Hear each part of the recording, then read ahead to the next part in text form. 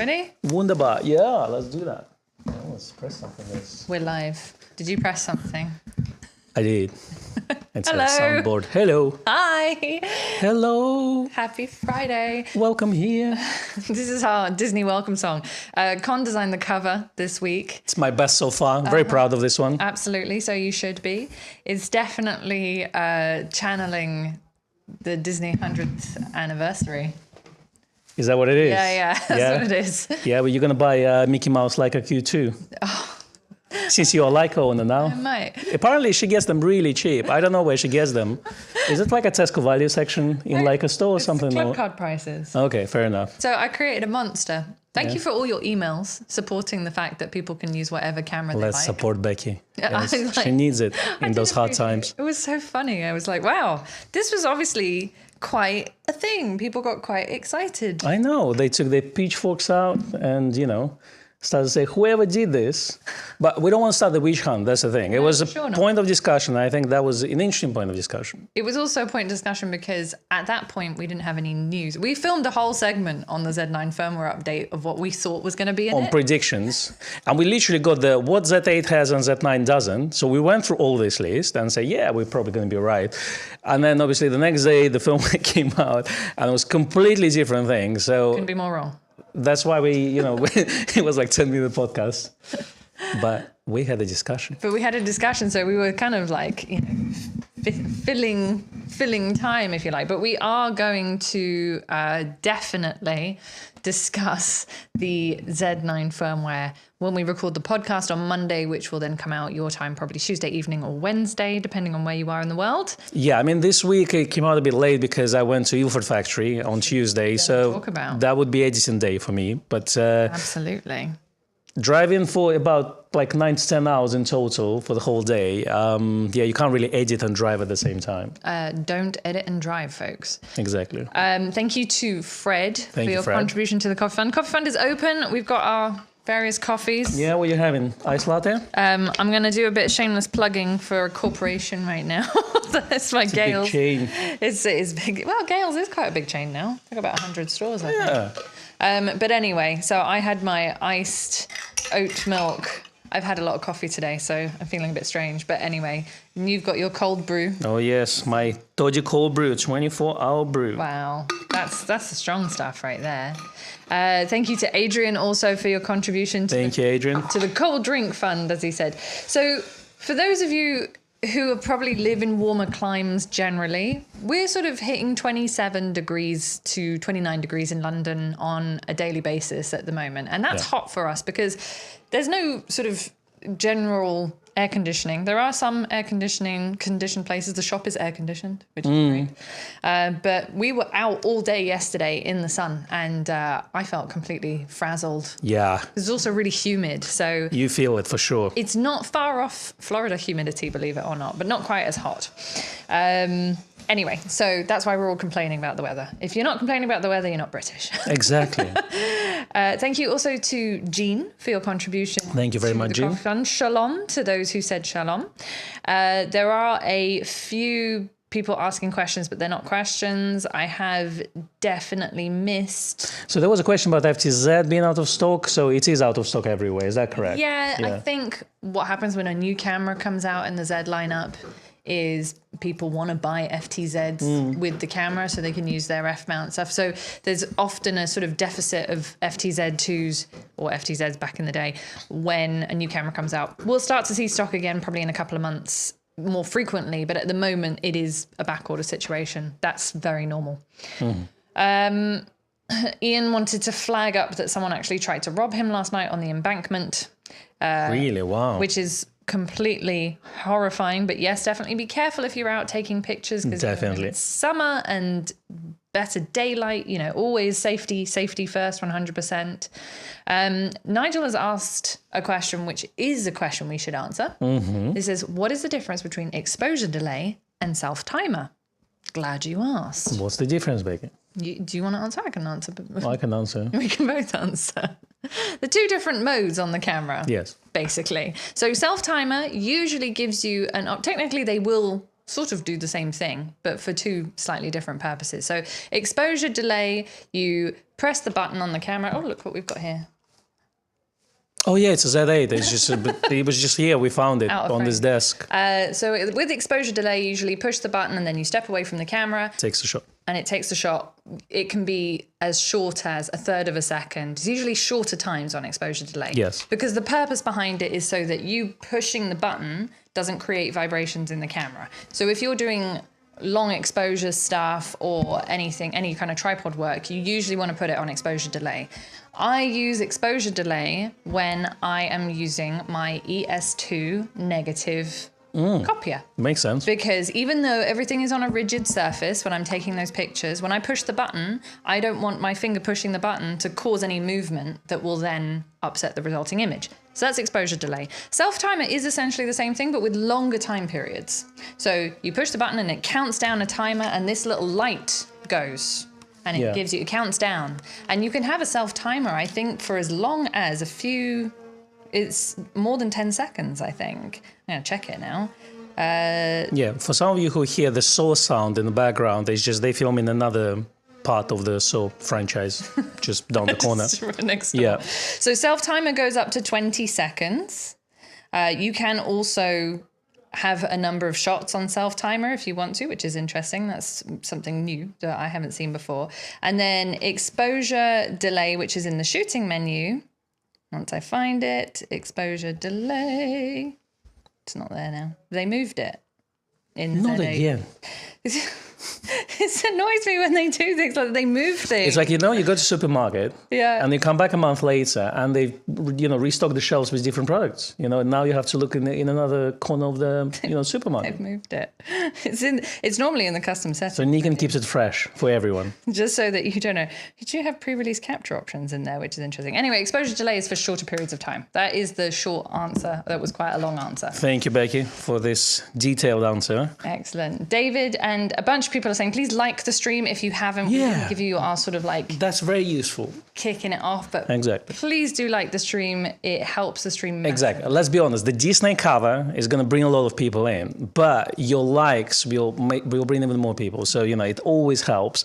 Did we thank Ian and Tim? We haven't gotten that far yet. Okay. So thank you to Ian for your contribution to the Coffee Fund, and a massive thank you to Tim. Thanks, Tim. Who says, out on a drive, so can't stay. Just wanted to hurl some abuse at Becky for daring to use any other camera brand. Abuse. Have fun. You haven't seen what's on Becky's desk right now. Ooh. Thanks, Tim. I appreciate the I can't speak English today, but it's the only language I speak. The irony. As a native speaker, let me tell you. It's hilarious. So Nige said, has the painting of the shop front finished? So the actual overall painting has finished, but the signage hasn't finished yet. The signage should be done in the next couple of weeks. All our beautiful logos and stuff need to go back on. So once that's done, then you can have pictures. I was passing the other day. I couldn't find Grace Westminster. There was some blue shop, but just walk straight past Exactly. it. The Nikon owner covers in the window were not a clue. No, I didn't think so. I don't know how I'm here right now. Yeah, you just managed to make it somehow. Exactly. Okay, so Sam has a question. Yes. She says, firing an SB5000 on-camera hot shoe, triggering an SB600 via infrared remote is fine, but remove from hot shoe and trigger via Pocket Wizards, and the SB600 gives a half-baked flash 2 seconds later. Why would that be? I wonder if it's if SB600 just set as a TTL and it tries to work as TTL. Yeah. But it should have a normal trigger, like when the light goes off. Yes, it should work. But I don't know, but does the SB600 have like an SU4 mode, which is the mode where it just fires as a reaction to any other flash? Because I don't think it does. Gosh, last time I used SB600 was about 8 years ago. Yeah. I think they all should have that. So, Sam, if you double check in the menus, I know the SB800 and all the later flashes definitely do. SB600, check the menu if under the remote flash option there is an SU4 mode. That's what Nikon call it, because that's what it used to be. Because if it does, then you can just put it on that mode and basically it will react to another flash without having to worry about any infrared signals. But I have a feeling that it's just on or off, and those are the options that you have. Yeah, I'm looking at remote. That's a TTL mode, basically. That would work with this B5000, not via radio triggers, but via infrared triggers, where you set up the channel and the group. I can see that. But why it's a bit delayed with only half power? No, the thing is, this B5000 should be on either connected via like on the hot shoe of the camera to have the TTL, or via Pocket Viz. If Pocket Viz supports TTL. If Pocket Viz doesn't support Nikon TTL, then there could be an issue. Then you may want to just use something like SC28 or 29 of camera cable. Yeah. And that would provide TTL. So I wonder if what's the name of the brand? Pocket Wizard? Pocket Wizard, yeah. So I think maybe that's what's causing an issue. Yeah. Okay. So we don't have a conclusive answer for you, Sam. But do we have a B600 downstairs? If we do, I'll have a look later, and then we can just text you or something. Yeah. Email you. We're all friends here. We all know your mobile numbers. We'll got your numbers. Mike asked if there's any word on a D850 firmware update. Nope. On firmware, we didn't even know that there's Z9 firmware is coming out. So Nikon doesn't share those details with us, unfortunately. So we saw the rumor. That's why we talked about it on the podcast. But the problem is we always record the podcast on Mondays. So whatever comes out on Tuesday, we unless we have a heads up, we can't really talk about it. So yeah, if D850 firmware comes out, we won't know about it, unfortunately, until it comes out. We won't know in advance. Vince and Rad have both pointed out that the Z8 doesn't have exposure delay, so that's why I couldn't find it. Thank you so much, chaps. That's really interesting because all previous cameras had exposure delay and self-timer. So Z8's decided that self-timer is enough for most people. Enough is enough. Enough is enough. I was wondering why it wasn't in there. Thanks. We learned something new every day. You were waiting for it to go through all the menus for about 5 minutes. Me out. That's what I see. When we said Q&A, we meant the easy ones, not the hard ones. Not the difficult ones. Okay, so then thank you to Randall for your contribution. Thank you, Randall. My friend said the warmer hot weather is normal here in Texas, 38 to 39 degrees from the end of May through to September. Bet you have some good air conditioning though. Yeah, you guys are all seasoned. Yeah, we're not used to it because for 11 months of the year, it's not this hot. It's basically autumn for about 11 months. And then you have about maybe 2 weeks of sun and maybe 5 days of snow where the whole country just stops. No one goes to work, just a bit of snow. It's all melted by the time it's 8 o'clock in the morning, But the whole country stops, no one is going anywhere. And then there's a random week of something else, I guess, But it's autumn pretty much everywhere. We have spring. We do have spring. Well, autumn, spring. Okay. It's about the same. Those temperate kind of middle of the road seasons. Yeah. Vince says, thank you very much for your contribution to the Coffee Fund. Vince, thank you, Vince. Said Nikon adding a feature to a 5.3 thousand pound camera that gives people a good reason to buy several more cameras and lenses is probably a smart move. Concur. Yeah, I'm actually one thing we're going to talk about on the podcast next week, just a kind of, thoughts on. So this firmware for Z9, it added features that are not on Z8, but Z8 has features that Z9 doesn't have, and they didn't add those features. So we're really confused now. Yeah, and because it's all software, generally, I feel like they're trying to differentiate the cameras now even more from each other. Are we going to see those Z9, features that came in with firmware 4 on Z8? That's an interesting question. So what are your thoughts on that? Tell us, and I think we're going to discuss it a bit more in detail later on. Yeah, I think we will. Once we've had a chance to read through the extensive literature on it and we've actually done our own update, we do know, for example, one of our staff owns a Z9 and he did the firmware update on day one and he said it's absolutely fantastic. The firmware update makes a massive difference. So if you are a Z9 owner, definitely worth doing that. There are also some videos out there.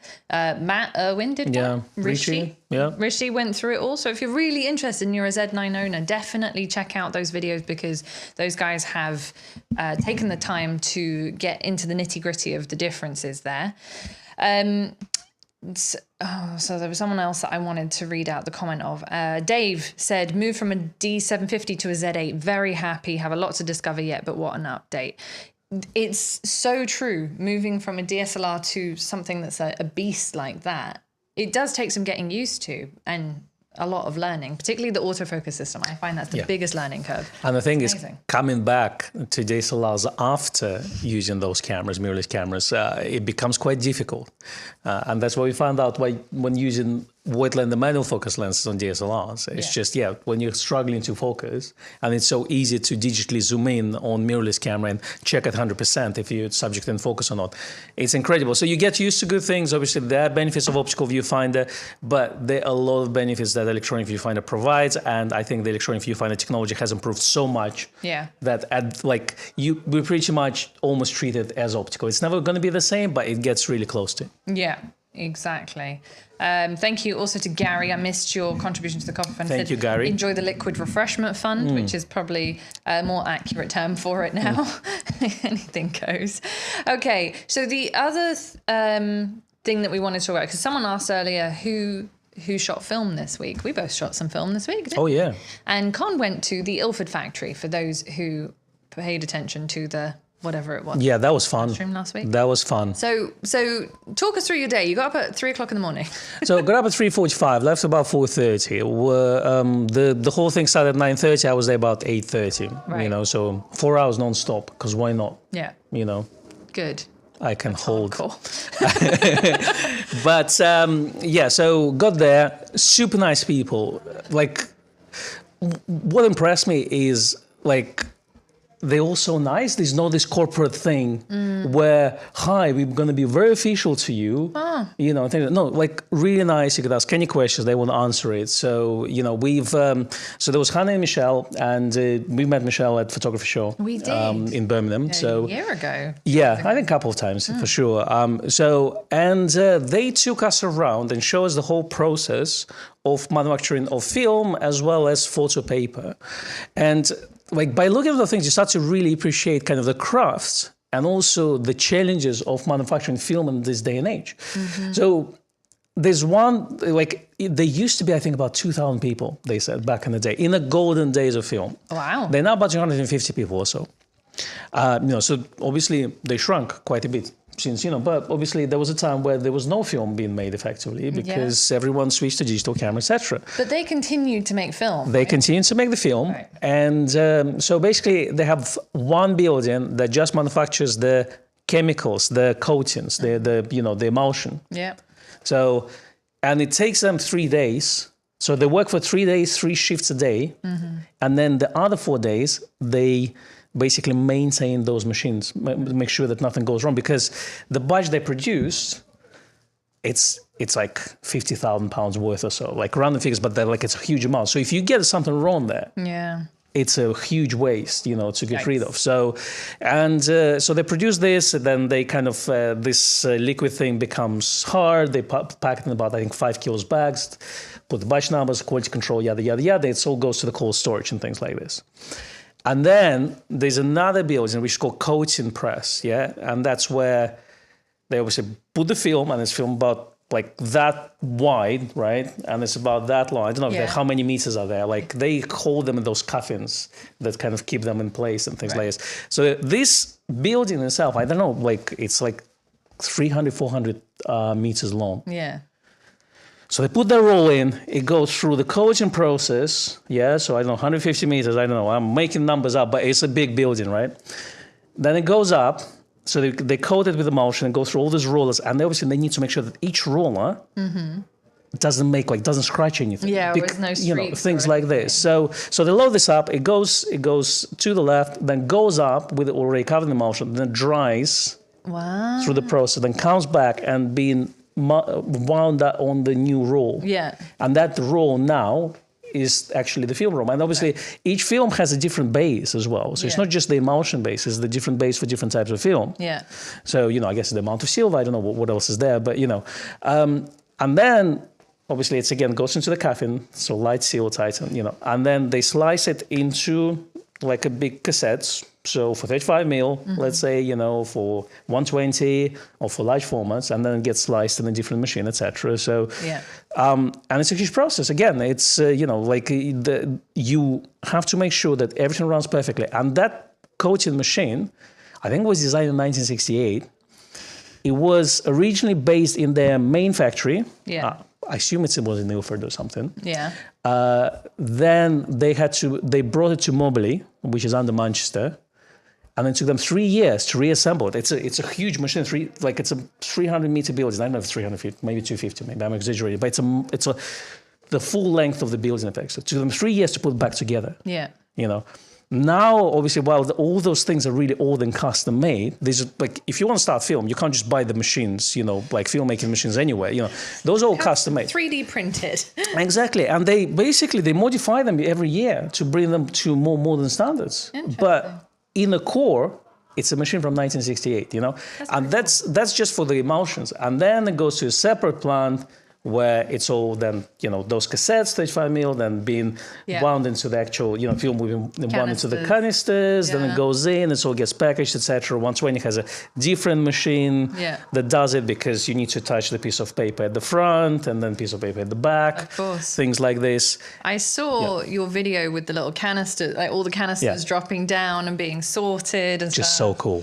So cool. It is really interesting. So the whole tour was what, like 3 hours? Yeah, I think it was like about 4 hours long. And then the last bit that they showed us is actually the photo paper manufacturing. It's basically in the dark. Right. Because you can't expose the paper, to light. Night vision glass. It's they use the amber light, but very weak. So when you go there, you can't really see much. And then your eyes adjust a little bit. And there's a big roll of paper comes in. It's about, I don't know, something like meter wide or meter and a half wide. And then it gets sliced in certain amounts of, certain sizes. And then comes in like packages of 100. And then they kind of take that heap.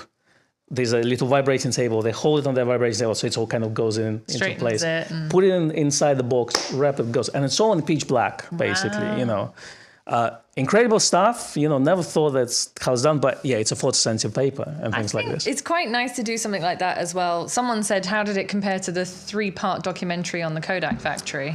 Well, I saw that. Really cool. I guess manufacturing color and film has its own challenges as well. Sure. But I think, I've done Ilford factory now. I think the next step is Kodak factory in Rochester, New York. I think so. I think that would be amazing, wouldn't it? But also I think it gives you sort of like appreciation for the whole process that goes into making film. Yeah.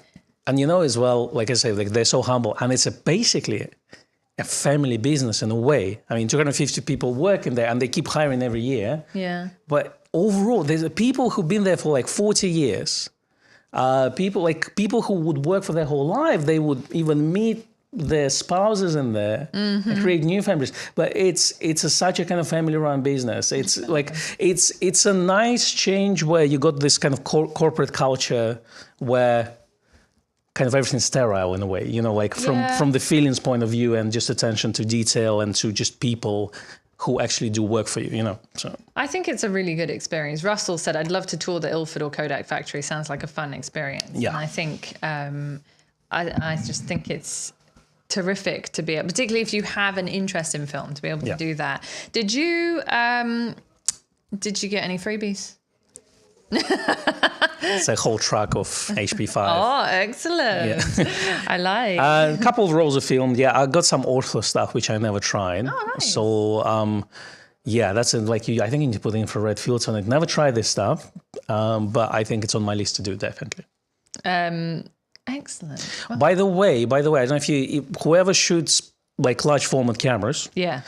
Ilford does this once a year. They do this ultra large format custom orders. So because large format is not just 4x5 and 8x10, there's some weird formats like 5x7, 7x12, and yada yada yada. Yeah. And obviously this film is no longer made. So what Ilford does is once a year you can place an order with your supplier who's authorized by them, and then they send the orders to Ilford, and then they'll make it for you, custom made. And it starts from one pack. Because I know with Kodak you can do this, but you literally need to order 100 packs or something like that. It's a huge number, and Ilford does this stuff. And again, it just shows that they care about photography. People who run their socials, they are photographers themselves. They didn't sell washing machines before, if you see what I mean, or makeup things, They're actually photographers themselves who love to take photographs. Again, it helps in that kind of business, I think. I think so too, having photographers that are kind of at the root of the business, for sure. Yeah. And I think that's really lovely. There was someone who said, I wanted to answer this question, although it's not related to film photography, but obviously we've got a lot of people that don't shoot film anymore. Do we have any large format users here? Just if you are using large format cameras, pop it in the comments. I'd be really interested to know. Are you looking to buy a... No, not at all. Leica doesn't make large format cameras. I'm just curious. So Eric asks an interesting question. He said, is it true that cameras that are 30 megapixels or higher less forgiving when coupled with older lenses? In other words, would the D850 with its 45 megapixel and an older lens produce an inferior image to a D3X and its 24 megapixel sensor? That's a really interesting and slightly difficult comparison, to be honest, because the detail that you get from a 45 megapixel sensor can't easily be compared with the 24 megapixel sensor. And also the D3X sensor is wildly different to the D850 sensor in terms of just the technology that goes into it. Yeah, there's a thing which is we call resolution of the lens. It doesn't have any like numbers on it, but resolution of the lens and the coatings. So one of the things that we've noticed when D800 came out, that some of the older lenses just couldn't resolve the sensor. So that means that the modern lenses will produce sharper images than the older ones. But also the older ones, let's say wide open, could create a lot of artifacts like chromatic aberrations and purple fringing. So, and the new ones, because they have better coatings and maybe better ED glass or spherical elements, they would definitely combat that in a better way. So, for example, the 135DC for me was a big one. Yeah. And H5 1.4D. Yes. H5 1.4D, I love this lens to bits on D700, and then as soon as I upgraded to D800E, I bought H5 1.4G because I bought 1.8 first, and then I had to kind of downgrade to 1.8, and then bought 1.4G when I had the funds. Yeah, that's right. But that was the reason I couldn't get a sharp shot. You know, the focusing as well, it didn't have built-in autofocus motor, so it was a different type of motor. It's just kind of driven by screw, so it wasn't as precise. Lots of little things like this, but the idea is each old lens, even old lens, is different. So the advice there, if you've got a high resolution body, try your old lens first, and maybe compare it to the more modern equivalent. And then if you see the difference, then that's worth upgrading. Then do that. If you can't see the difference, like there's no reason not to use the old lens. Yeah. So I am kind of, I suppose, notorious for using older lenses on newer cameras, and I've often used my manual focus Nikon glass on digital bodies. I definitely found when I jumped from D750, which was 24 megapixels, up to the D850, my manual focus lenses just didn't resolve the detail of the sensor. There was sort of like you could tell there was a certain incompatibility. And for some things, it actually didn't matter. If you're looking for that kind of filmic look, then you can still achieve that with the D850. Yeah. But if you're looking for sharpness and as minimal, let's say, artifacts as possible, no chromatic aberration, etc., then you do kind of have to go for the newer glass when you've got higher resolution cameras. So hopefully that answers your question. There are a couple of people who are saying that they've got large format cameras. Some people prefer still shooting film to digital, which obviously we always end up incorporating film talk in our live streams because we do. So sorry for those who don't shoot film, but I'm glad that the majority of people seem to still enjoy film. Thank you to Ian for your very first ever super chat. Thank you, Ian. Who said, thanks for everything you do. Gales have nice blueberry cakes. Gales have the most amazing blueberry brioche. It's like this brioche sort of nest with blueberries and custard. It is amazing. It's like 1 billion calories. I got very excited. I buy bread from them. The bread is good The too. Wasteless sourdough is my favorite. Yeah, also very, very good. Nick has a D850, said D850 here until I go mirrorless. It's an excellent camera. We are in the process, and when I say we, I mean me, in the process of trying to put out our next video, which will be a comparison of the Z8 and the D850. There's a lot of information in that video. It's quite difficult to get it shorter than 20 minutes. So I'm doing my best, but hopefully we'll have a video for you this weekend. We don't like very long talky videos unless it's like a live stream or podcast. I know. But that one is going to be long. Yeah. It is unavoidable. So if a video comes out this weekend and it says Z8 versus T850, just listen to it like a podcast. because that's the only thing I can suggest. Now, thank you very much to Jim, who says, have a 4x5 Zone 6 camera. That sounds cool. Haven't used it in years. Do have 2 Nikon lenses for it, though, 210 and 90. Oh, that's so interesting. Yeah. I've seen sort of large format Nikon lenses. Well, I've got 135 and 180, I think. Where did you get those? Not here. Japan. Flew to Japan, picked it up, went back. No, via eBay, but, you know. Because Mint plus, plus, plus, plus, plus. I think in all the years, I've never seen those large format lenses here in the shop. No, we haven't seen those. And the interesting thing, they're quite small. Yeah. Surprisingly, because like if you look at the like Pentax lenses or Mamiya Z lenses, those are huge. Yeah. And then you look at large format lenses, and actually they're quite small. That's right. J-Rod Photo Art said, can you use SnapBridge with auto capture? I tried and SnapBridge shut off. No. As far as I know, there's quite a number of things that SnapBridge won't talk to the camera while doing. Things like auto capture. I don't even actually know. I think if you want to do any kind of exposure delay or self-timing, you have to do it from SnapBridge. You can't do it in the camera. Because once the phone takes over, as soon as you start doing stuff with the camera, SnapBridge thinks that you're disconnecting the connection. So disconnecting the connection. That's a good one. It's a writer's talk. Excellent words right there from me. Thank you to Chris for your contribution. Thank you, Chris. Coffee Fan, and to Jeremy. Thank you, Jeremy. Massively appreciated. So apart from you going, it's been a full week this week. So you went to the Ilford factory. Yes. We did Kew Gardens yesterday in the baking heat and melted. We also had a look. Robert White, who supply our Voigtlander lenses, were kind enough to send us a demo of the 58 1.4 so that we could do a comparison, because a lot of you were asking for a comparison between the 58 and the 55 1.2. And we had a small window of time to test those out, and we will put out a video on that soon, but it's coming. That review is coming. So we've done that. We did that this week as well as everything else. Ian said, any idea when the next Nikon Owner magazine is due out? I wish I could show you the proof. The proof just arrived. Ooh. Yeah. I can't show it to you though. It's a secret stuff. It is.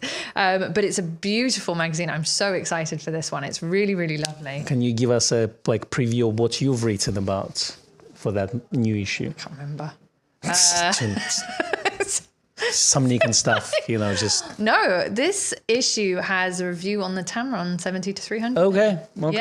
Yeah. So that one's should be hitting doorsteps in the next couple of weeks. I mean, the proof arrived, so printing is happening as we speak, and then it goes to the mailing house, and then the mailing house get it out. How long does the proof takes? Well, this is the final proof.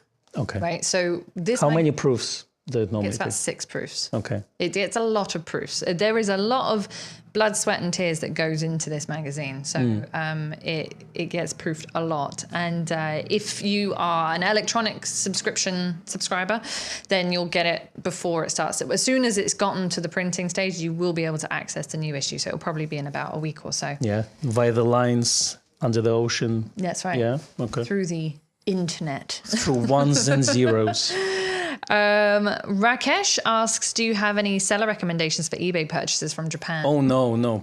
God, no. It's a minefield. Yeah, do it at your own risk, really. You may get lucky, you may not. I have been stung so many times now with Japanese eBay sellers, and not specifically because there's so many of them out there, and I don't always end up going to the same one. But if I'm trying to find a particular item, sometimes it's absolutely perfect and as described. But I bought an FM2N a good couple of years ago now, and looked at the pictures, everything looked fine, and it wasn't until it arrived that I noticed that the little plastic window that covers the film counter was missing, and then I couldn't get that fixed, and then I went back to them, and they were like, oh, here's a $10 refund, and I'm like, it's worth what? Hello, dear.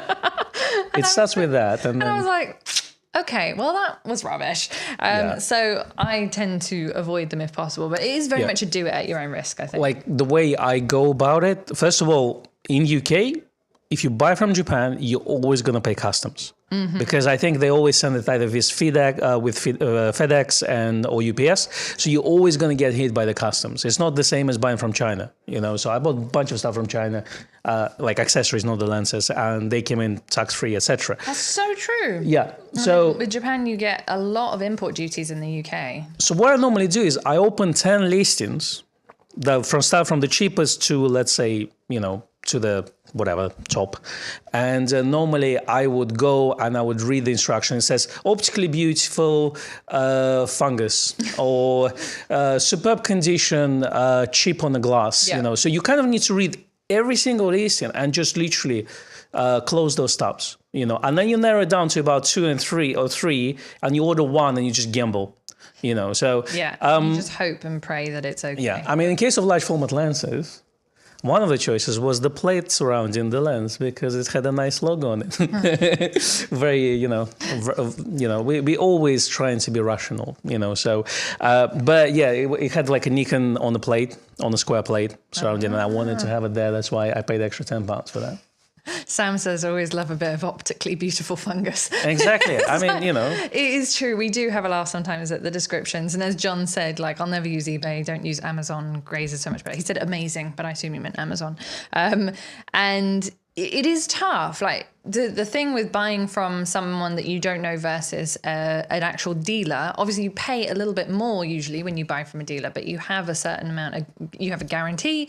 You have the ability to go back to actual real life human beings if something goes wrong. Well, that helps. And they usually are not trying to, do you dirty, shall we say. Even if you're buying non-Nikon stuff, for example, and you go to Mr. CAD around the corner, that can be a bit of an experience in itself. They have this incredible shop where, honestly, I don't know how they can find things. It's so... Yeah. It's amazing. If you're ever in the Grays/Pimlico area, go to Mr. CAD. It's like an emporium of just photographic history. And you'll say, I need a lens cap from, 1962, and they will be able to find it in amongst all that stuff. But anyway, it's very, very, very interesting to go there. But I'd rather go to a person that I can speak to, and if something goes wrong, I can... Well, that's it. If something goes wrong, you can always come back to. That's kind of the most important thing. And the thing is, okay, if you bought on a private listing, let's say from your country on eBay, then at least you can send it back. Hopefully, again, I wouldn't buy let's say from a seller with zero feedback or something like this, because highly likely scam. But let's say if you buy someone with hundreds of feedback and it's your local, you can always return it, it's fine. But if you buy them from Japan and you need to send it back to Japan, it's all those import duties you need to, and then you need to cover the postage and things like this. It just becomes a mess, and sometimes it's just not worth the hassle. Yeah. The problem in my case, I went this route because there were no Nikon large format lenses in UK. That's right. It was really difficult to find, yeah. I have to say thank you to David. Thank you, David. Who said pre-thanking you for the Z8 versus D850 documentary. It is a documentary. Thank you so much. Maybe I won't cut out all of that. Yeah, it starts from the designer drawings of Z8. It does. We just need to make it a little bit more jazzy, because the video itself is fine, but it just needs a bit more it's a lot of all the cuts and transitions, I think we should Disneyfy it a little bit. We should put Disney characters in there. Yeah. Little bunnies and birds, and then a break for a music break. And then when we're closing D850, we should put Let It Go song, Anyway, so thanks for that. And there was another question, which I now need to find. Okay, so Agile River said, how difficult would it be to use the Nikon 200 micro on my Z6 II? I'm guessing manual focus only. Yes. I'd like to use it for dragonfly photos. That's going to be hard, I will say. Dragonflies, unless stationary, notoriously difficult to photograph. But if you're happy to go manual focus, you don't lose any quality by putting the 200mm on there. In fact, you get IBIS, which is helpful. Yeah. Composition. Because with the 200 micro on, let's say, a D850 or a 750 or a 780, you don't have image stabilization. Mm-hmm. So you've got a very long lens and you're trying to take a picture of a very erratic subject. So with the Z6 II, you've got built-in image stabilization, which means that at least you've got a little bit of VR to help you. It'll only help with composition, really. I wouldn't say it will make a massive difference to the resulting pictures, but best of luck to you, Agile River. I would be fascinated to see what results you get. Yeah, we definitely need to Ghiblify it instead of Disneyfy it. Yeah, Ghiblify it. Yeah. Who's going to be a Totoro? Who's going to be his neighbor? I'll be Totoro's neighbor. I love Ghibli movies. Yes. Yeah, absolutely. Disney, I thought it was anime. Same difference. Yeah. It's not the same. Anime is from Japan. It's not the same, but anime literally means cartoon, right? You don't watch 200 episodes of Bleach for no reasons. You don't. So I didn't watch Bleach, actually. You didn't? No. No, neither did I. I dropped off at about 50th episode. About the 50th. They have a fight, and fight goes with the villain for about 10 episodes. Yeah. That's like 5 hours of your time. That's a lot of, yeah, exactly. So those weird sort of AI cartoon characters, which are a bit strange looking, were from a time, a couple of years ago when we did like this AI image creation. It was like, turn this photo into an AI character. And AI has gotten so much more intelligent now. So I think if we did it in this day and age, it would be much better. Yeah. But if it's your first time on this channel, it gets worse. It doesn't get better. Nige said, never go to Mr. Cad. You'll never be allowed out until you buy something. Been going there for 40 plus years. They have been around longer than Gray's, actually. Yeah, they were in Croydon, and then they moved here, 5 years ago? Now maybe 8 years? Yeah, already. Yeah, 8 or 9 years ago now. True. Michael Reed was giving a nice plug to Nikon Owner. He said, love my Nikon Owners magazine. Gray's letter is always fascinating. Gray, being the editor, has a great editor's letter at the beginning. Always a bit of history in there. Apparently my articles are always a pleasure to read. Thank you. As are all the images, Simon's reviews. The hard copy is a delight to handle. Yeah. So if you're not a subscriber, you should be. I think you put all the description links, did you? Yeah, I copy-pasted the thing. Excellent. So there should be a link in the description box. Please use that link if you're going to subscribe to the magazine, because that will let us know that the subscription came from the live stream, which is excellent. That's true. Very, very helpful for us. Well, Keith says, can't beat Warner Bros. Cartoons, Bugs Bunny rules. Yeah, Looney Tunes, for sure. Yeah, Looney Tunes was great. Yeah. Was it Daffy? No, Daffy Duck? Daffy Duck, yeah. Yeah, that's right. Can you speak like Donald? No, I can't. No, okay. My uncle used to be able to do it. Okay. What Disney character would suit Kon the best, since Tasmanian Devil is not Disney? That's really tough. Stitch from Lilo and Stitch. Oh, I love this. This is one of my favorite Disney cartoons. Honestly, I think it's got so much charm. Yeah, it's a really lovely cartoon. Graham said, I'm old enough to remember Mr. Cad in Croydon. Never bought much there, though. Croydon had a massive warehouse, as Nige said. Croydon is massive. Croydon is massive. Yeah, as we say in UK. Yeah, Croydon massive. And big warehouse. I wish we had something like that for Gray's, like a massive warehouse filled with stuff. They've managed to take all that stock and put it into basically they've doubled the shop space in terms of they've got one shop front. Do you have space upstairs? No, I don't think so. And then they bought next door, so they've just got two sort of shop fronts, if you like. Mm-hmm. One that has all their cine and large format stuff in it, and that Connell Duck. Thanks, Ray. Love it. And then one which has everything else. But anyway, it is really, really interesting. It's definitely worth a look. We've had quite a few visitors in the last couple of weeks. That's true. All over the world. And if you are in the area, you're always welcome to pop in. We're not always both here at the same time. Come say hello. But definitely come in and say hi, have a look around the shop. It's just really nice to, I don't know, have people come from all over the place. Does Grace have any old Leica R lenses? No, we don't, because we don't really have anything except for Nikon stuff. But if you email Becky directly. I don't. I have one lens for my one camera. Becky became a Leica ambassador. Apparently so. Dear. I mean, if Leica want to make me an ambassador, that's fine. But I don't think with my 1950 M2, I will really count. Well, if Leica wants to send me an M6 or M11, I'll take it. Honestly, I'd like to be a Nikon ambassador. I think that would be good. Then I'd get early access to all the goods, which we don't get. Well, we do get a bit of heads up. I mean, we do. Yeah, every now and then. I love the fact that you know, like some of the Z creators get access to stuff and I'm watching them. I'm just there sort of lurking on their Instagram like, oh, they got hold of this before we did. So yeah, what's interesting to me that they're like on the lenses, they don't really have many that they can actually loan for reviews or things like this.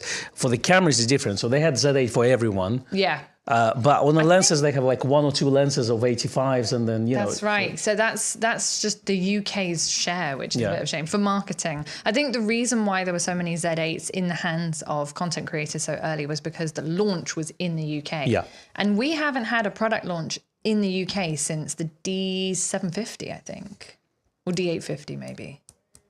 It was before we were doing YouTube. So. But it was a different time back then. This was like a global launch. Back in the day, they had like local launches. That's right. Yeah. So I'm not 100% sure. But yeah, on the lenses, like they had like 285s in the whole UK. The same we want to get 24mm 1.7, and it seems like we're going to wait for some time. Well, fingers crossed, hopefully it changes. But yeah, it is a tough time on the lenses.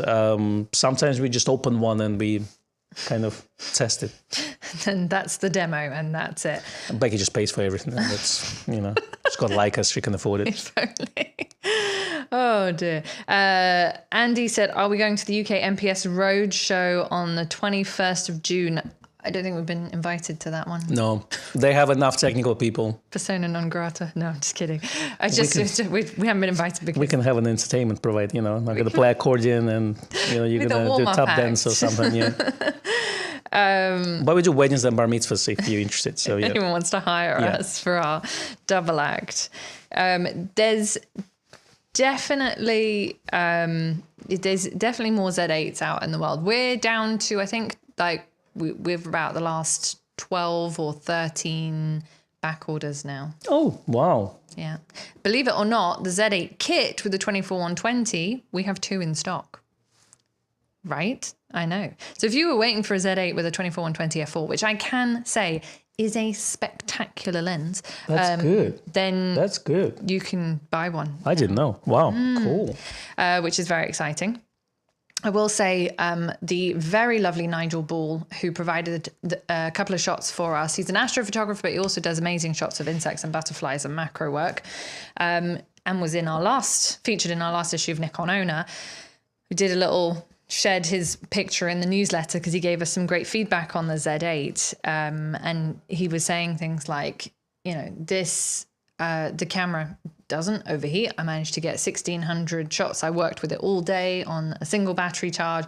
Gave us lots of very, very positive feedback, which was fantastic. But he was commenting on the 24-120 f4. Now he does like quite serious macro work. Mm-hmm. He usually uses some of those long macro extenders, and he was saying how the 24-120 optics are actually much higher class than you would expect for that kind of work. So it's kind of interesting coming from someone who does it professionally.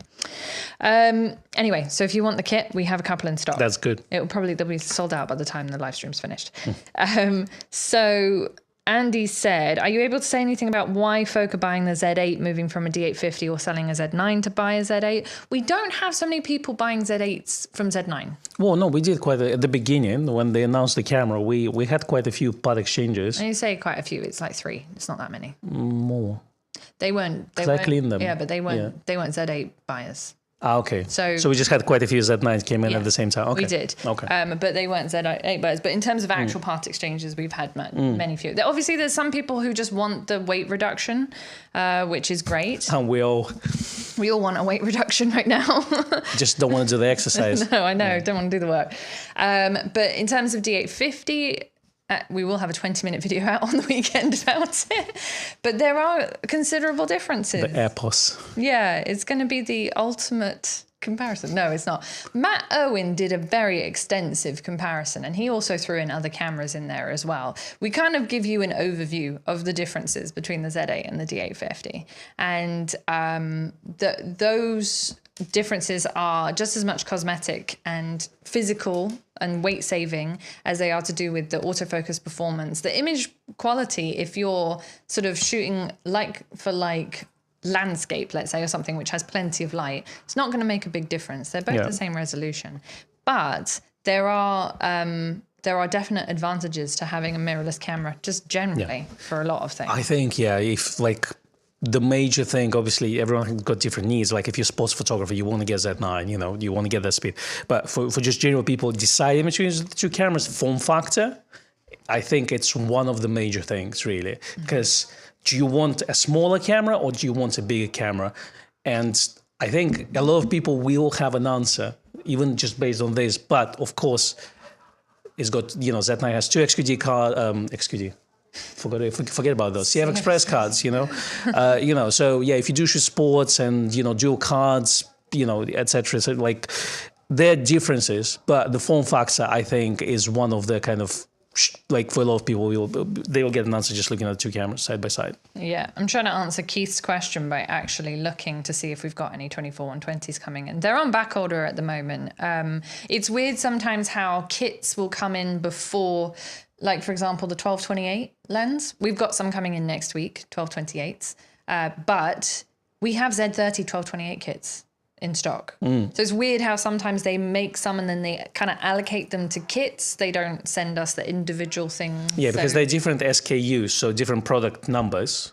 So they like, it's not the same, like let's say they don't count 12-28 as a unit compared to like Z30 12-28. Yeah. So, Exactly. I'm just trying to see if we've got any on the way to us. Sadly not. So Keith, watch this space. As soon as we have news, we will definitely let you know. Oh, bless. Ash Bash Sneakers says, could you please say hello, Kingsley? Hello, Kingsley. Because for some reason, my 2-year-old thinks you look like his mum. So there you go. There you go. I don't secretly have a 2-year-old. That's so sweet. So my friend was in with my godson earlier. So I'm like, it's Auntie Becky day today. So Michael said, the 2 D850s I had were my all-time favorites, but the Z8 has become my finest ever. I think a lot of D850 users who've then done the transition to Z8 are saying the same thing. Like the Z8 is the ultimate. You don't lose anything by upgrading to that. You can't really go wrong. So we had this one for a week. So we had obviously, the review unit, but we had this one for a week. Well, it was with me. And I kind of don't want to give it to you, I know. So because it's supposed to be shared custody. Yeah, we are sharing custody on that. So have to go do a battle over it. But yeah, I think it's just for what it is. It's fantastic. And yeah, Z9 is obviously the ultimate camera, but it's the size of it for me. Yeah. The size makes a big difference. Yesterday, we were out with this and macro lenses all day. And to be honest, the equipment on my back was more of a burden than this with the 105 macro. I didn't particularly notice this. You had the Z6, then we switched for a bit. I didn't suddenly go, oh, wow, Z6 is so much lighter. It just kind of... I know it's 300 grams heavier, but it didn't feel that much. No, it feels absolutely fine. Nigel said, there is a better camera than the Z9 I bought last year. It's the same Z9 I have now, which is firmware updates. Definitely make the camera better, I would say. Apparently, from what I've seen online, the Sony users are quite upset that Sony is not supporting Sony A1. So upset. I've seen some screenshots of forums, and apparently people are fuming. No, I'm not laughing. I'm just saying that it makes a nice change. No, I'm laughing. I was just saying it makes a nice change. Then people are saying, "I'm so disappointed in Nikon." It's like, oh, Sony. It's not like Nikon versus something, but it's just because the amount of bashing that Nikon received over the years.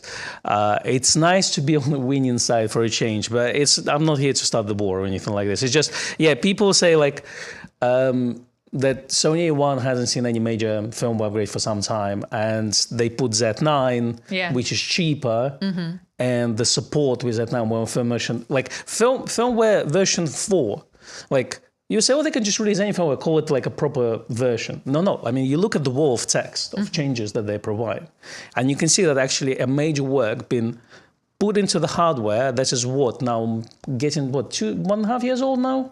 Yep. So and this support that we're getting with Z9 is amazing. It's amazing, and as who pointed out that it's a better camera. Z9 is a better camera than it was on day one. Nigel, yeah. So, yeah, absolutely, I agree. It's become a better camera just for being just existing because of Nikon support for it. I will... I don't know who is David, indeed. We will ignore David because we don't know who he is. That's fine. I was going to say, I don't know if anyone is interested in the shots. I actually took some shots while we were out in Battersea Yeah, you want last to week. show some pictures? I don't really, but we've got 5 minutes left. And I thought, not everyone follows me on Instagram. So last week, for those who joined our little walkabout, I was out with the D780. I was shooting with the DSLR. Yes. DSLR, and the 55 1.2, which is the Voigtlander F-mount lens. Oh yeah, we had the walk and talk live stream where we're supposed to take pictures, but we didn't take any, and then our gimbal was doing the funnies, so yeah, that was a fun time. But actually, Becky took some pictures after that. I did. I took some pictures. I thought I'd just share them with the group.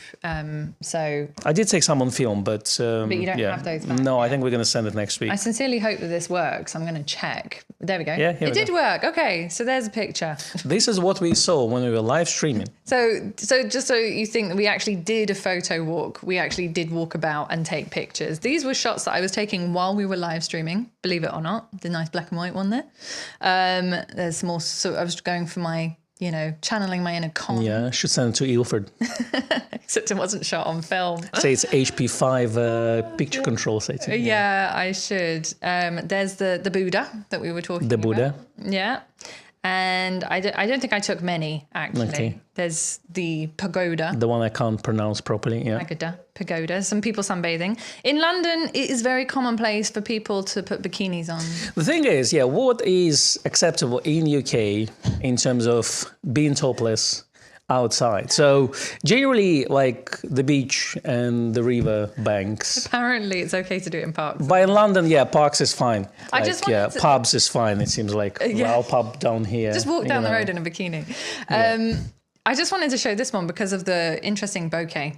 But I realise I've put us in the top corner, so it might be better to put us in the bottom.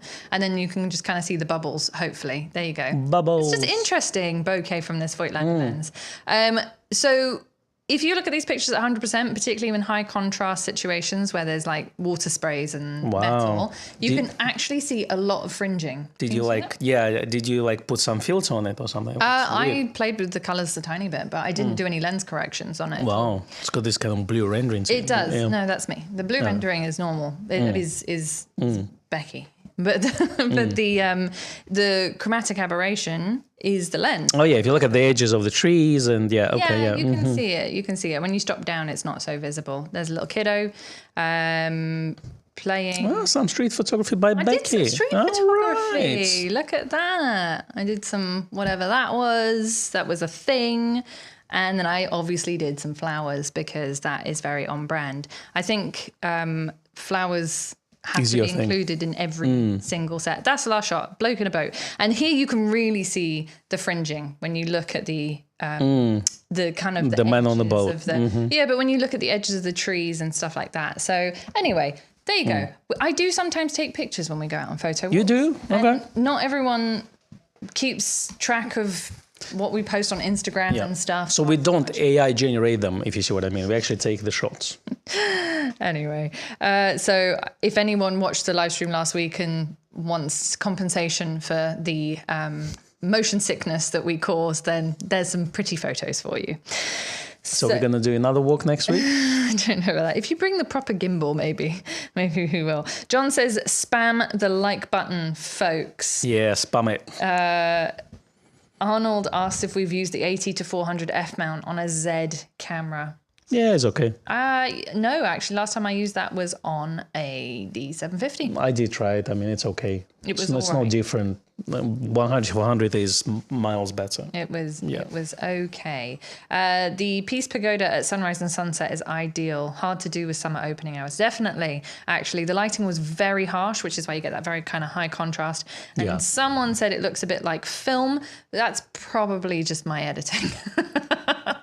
I like everything to look kind of dreamy. No, but also it is the Voigtlander lens because it's definitely harder to achieve that with Nikon lenses, I find. You have to kind of really play with the pictures, whereas with the Voigtlander lenses straight out of the box, they kind of have that filmic look. Have you noticed that with different cameras, you have to have different adjustments to get the same look? Like, let's say images from Z6 and Z8 will look differently in terms of color reproduction. Yeah. I know that Hasselblad has this kind of natural, what they call like natural colors, something technology, where they try to get this neutral, but each other camera, they all produce slightly different results. Yeah. And that means that you have to tweak it to get to the point you want. And you need to adjust your kind of workflow process, from camera to camera. Even Z8, Z9 are slightly different. Yeah.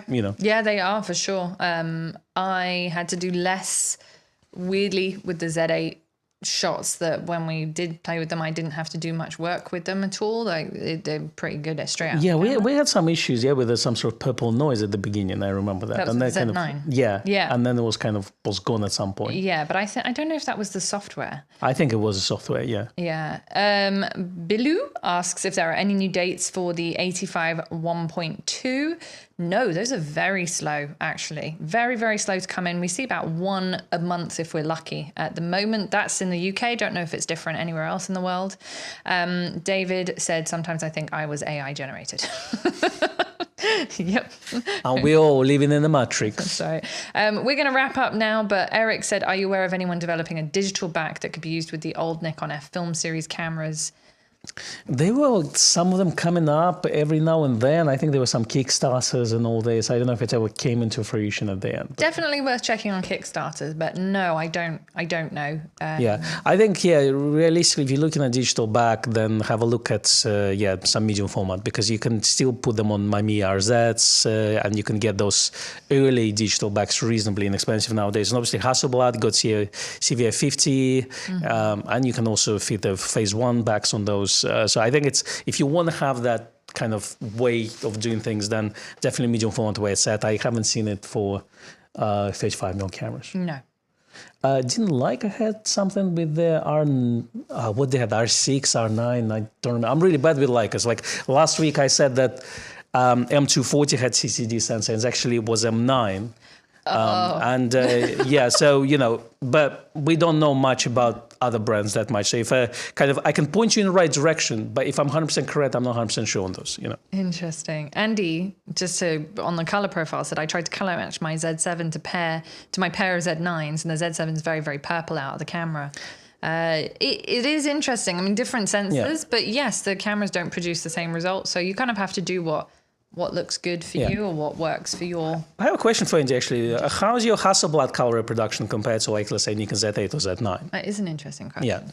Yeah. So there we go. Oh, Eugene said once a month in Sweden too. I got mine eventually, which is great. Anyone who's got the 85 1.2, I'm super jealous. It is a phenomenal lens. We had one for a day, and then we did that shot, that not basketball shoot with it. It was a model in a basketball court, just for anyone who... was wondering, and that was great. Well, since we finished with multiple brands, this is our next step. Exactly. Let's have a point of discussion. So, what we'll title our videos in the future? Only me and Con understand this joke, so don't worry. Terry said, any experience with infrared photography? Next week, maybe. Back in the day, in the very early eras, live stream number like 27 or something, I did a live stream on infrared photography, and it's something I have wanted to do more, but we just don't get a chance to. But I would like to do more experience with infrared photography. Because Colin, who is our viewer as well, he has a D600 that converts it to infrared. Correct. And he said, if you want it, I'll give it to you. I'll loan it to you. Great. We've got that. That was the plan. We've got a D90 that's infrared. Yes. Oh, we got D90 already. So maybe one day. I mean, we've been doing this for how many years now? 3-4 years. And we're glad that there's still things for us to film and shoot and try. So that's always good to have. So I think eventually we will do definitely a video on infrared photography. But I want to get into this infrared black and white film. I want to see. I've never done it before. Once. I know that in 35mm, Japan Camera Hunter, JCH Street Pan 400 can be used with an infrared filter to then produce a kind of infrared S. It's not true infrared though, I guess. Bellamy, yeah. So I think, I know that GCH 400 is quite high contrast film. It is, and it's great for pushing and pulling. So I have pushed JCH Street Pen. Okay, I never tried it. I need to try it. It's good actually, but it is very, as you say, it's very high contrast, which is interesting. Anyway, we've been talking for over an hour now, so we're gonna go away. All film photography enthusiasts join Chuck's live stream this Saturday, 9 p.m. Eastern Standard Time. So Chuck's also in on the film chat, which is great. Chuck, if you're there, I think you are there. I saw you comment at some point. Then hi. And thanks, Andy, for the answer. And thanks to Andy for the answer. Thank you, everyone who contributed to the Coffee Fund. I hope I didn't miss anyone. Thanks for being here this afternoon, for joining us. Have a fantastic weekend. Take lots of pictures. Yeah, stay hydrated. Stay super hydrated. Look out for our very long video on the weekend. And we'll see you next week. In the meantime, we're going to go shoot some film. We will. Definitely. Take care. Bye. Bye-bye.